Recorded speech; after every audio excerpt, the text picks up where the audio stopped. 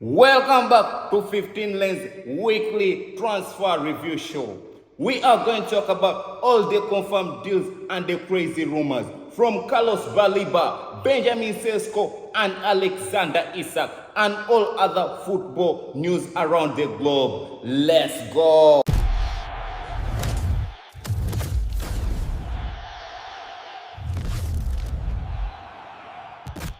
We are starting with Chelsea Football Club. Fabrizio Romano has just reported that Garnacho and Chelsea have agreed on personal terms.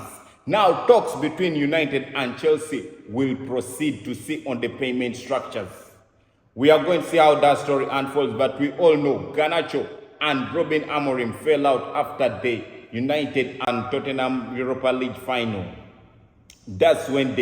That was the last nail in the coffin after Garnacho came out and said what he said in that interview. He was very pissed why he was left on the bench, yet he played the whole Europa League, and during the final match he was left on the bench, and Ruben Amorim said he's done, he will not be back in the Manchester United squad. And even during this preseason tour, Garnacho and the United players, they were left out on the tour, gets more time to look for new clubs. But we are right now seeing that Garnacho and Chelsea, something can happen in the coming days. Yes, still on Chelsea, Liverpool got an ACL that is going to put him outside for like 5 months. And this is a blessing in disguise for Hato, the new defender who was signed from Ajax. Maybe it's time he's to step up and play in that position. Maybe he will take over Liverpool, and it may even be a hard thing for Liverpool to come back in the squad. And we also don't know about Fafana.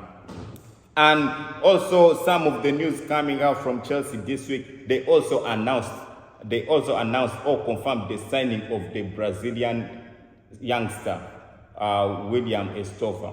This week, Spurs confirmed the signing of João Paulinho from Bayern Munich.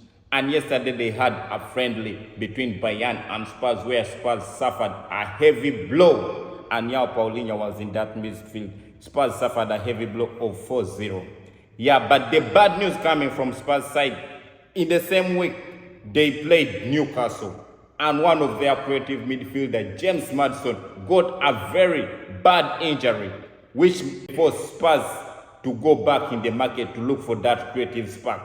If you watched yesterday's game against Bayern, they missed that creative spark of Maddison, so they need someone who is going to take responsibility in that creative spark. Yesterday, only Muhammad Kudus was the only threat they had, Tottenham Hotspur. So let's see, will Spurs go back in the market to get the creative midfielder they need? We had some rumors that they were also interested in Eberechi Eze. Will they pull the trigger for Eberechi Eze? As some reports say, Eberechi Eze is only interested in Arsenal. Yeah, but will Spurs pull the trigger? Will they go with the money Crystal Palace is asking for to sign Eberechi Eze since Maddison is injured? Moving on to Newcastle United. Newcastle United, the richest team in the world, has been suffering in this transfer. They will always remember these transfers, Newcastle United. All the players they have been interested in, they have missed out on all of them. Yeah, even if they are the richest club in the world, they have missed out on all their transfer. They missed out on Benjamin Cesco to Manchester United. And right now, news coming out or rumors that are coming out that now their focus is on Nicholas Jackson. Yeah, Newcastle, some reports came out that they are interested in Nicholas Jackson from Benjamin Cesco, Dilap, Eketike. Now we may see Newcastle settling for Nicholas Jackson. You understand? Still on Newcastle, this week some reports came out that Isak was back on the Newcastle training grounds. Yeah, it's just a rumor that he was back on the Newcastle training grounds since he missed all the pre-season training and friendlies. He was on strike. He wants to get his move away from Newcastle, but right now he's back. He's back on the training ground, and some reports saying he's in isolation. He's training alone. Yeah, he was training last week with was there in Spain training with Real Sociedad, and this week he came back to Newcastle.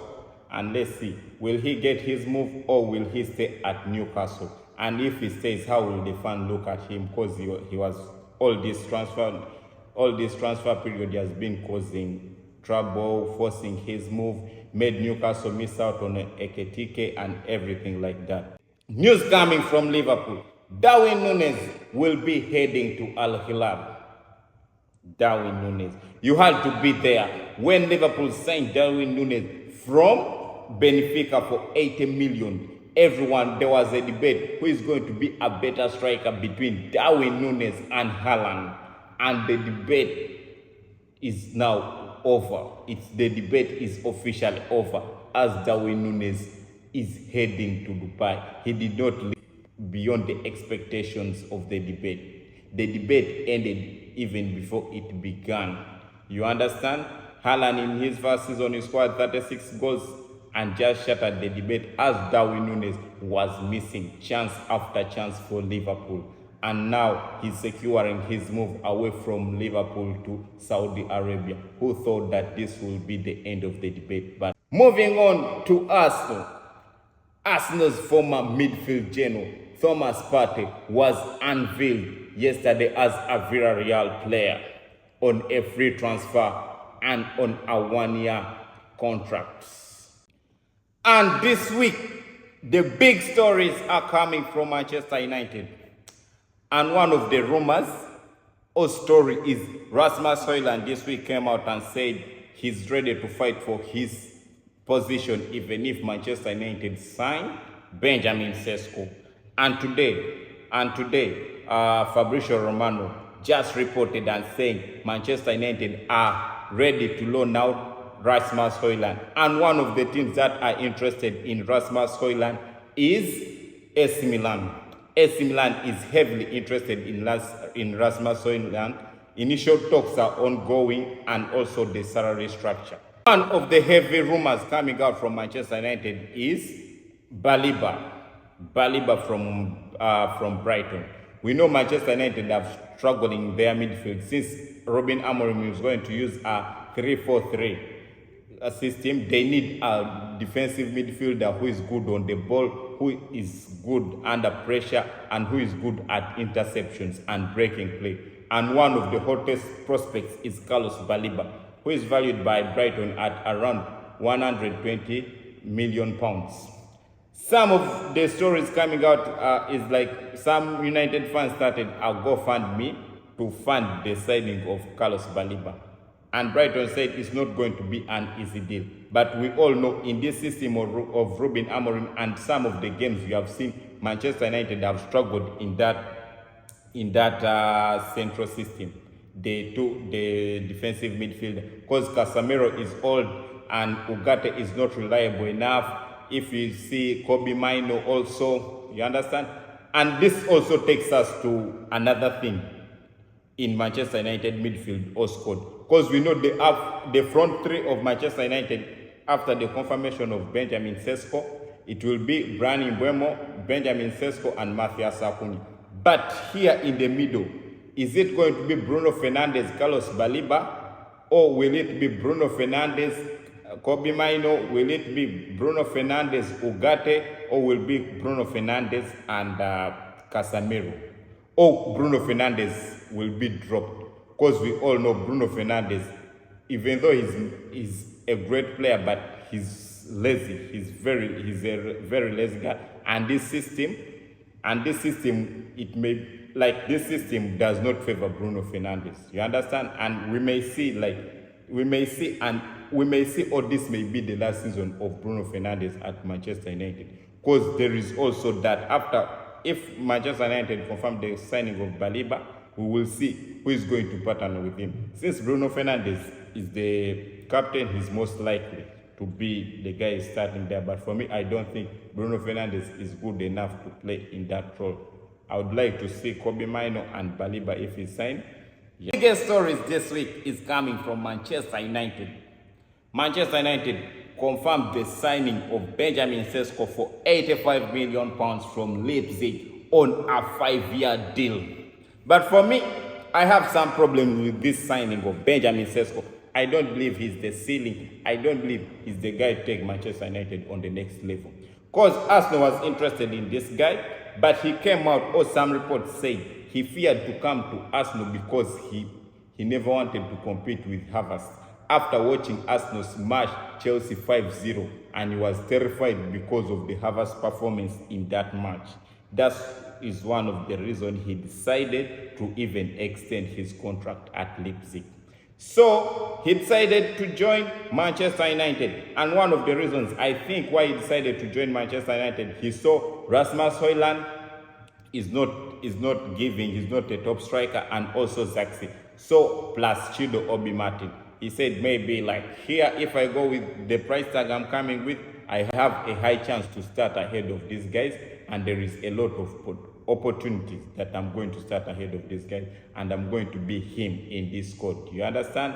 Who is going to be backed by, who will be followed up by Bryan Mbeumo and Matthias Cunha. These are two experienced guys in the Premier League. They may help him to elevate his game. Benjamin Cesco, to me, I see him as a project player. He's just 22, so Ruben Amorim will develop him into a player he wants.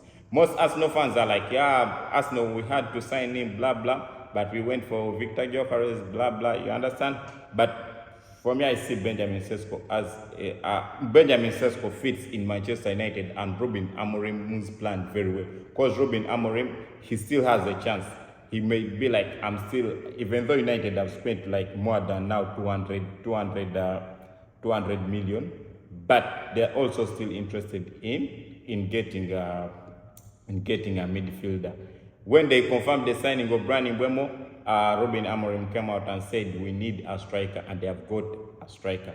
And now he also said now our focus is on the midfielder. And some rumors came out and were like, United are focusing on Baliba. But still on Benjamin Cesco, for me, I don't think, even in Bundesliga last season, he just finished with 13 goals, and he was the 9th top scorer in that league, whereby even he was beaten by Marmoush, who left Bundesliga for Premier League in January. You understand? But since he's a project player and his competitors are Højlund, who is right now, they're saying AC Milan is interested in him, and Xavi plus Chido Obi Martin. The only person I feel pity for is Chido Obi Martin. You understand? Arsenal wanted to extend his contract and give him a professional contract. He refused and moved to Manchester United because he thought there is a better opportunity in Manchester United to get into the first team. Yeah, but right now, United have signed another project player in Benjamin Cesco. Unless Benjamin Cesco fails, there is also Rasmus Højlund, who is 22, we don't know. And reports that came, AC Milan are interested in him on loan, which means if he goes on loan and performs well at AC Milan, he may come back at United, or United may sell him. And whereby also Xavi is a young guy, 23 years. So Chido Obi Martin right now is the only guy I feel pity for, unless right now he has to earn in a request to ask for a loan move, because he went to United thinking he will get that first team football. You understand? But Benjamin Cesco and United fans, they are very happy with him. Let's see what he will give us in the Premier League. Is he the ceiling? Is he the truth? Will he also prove all of us wrong that he's him? Let's wait. But for me, I see him as a project player. And yeah, please like, share, and subscribe.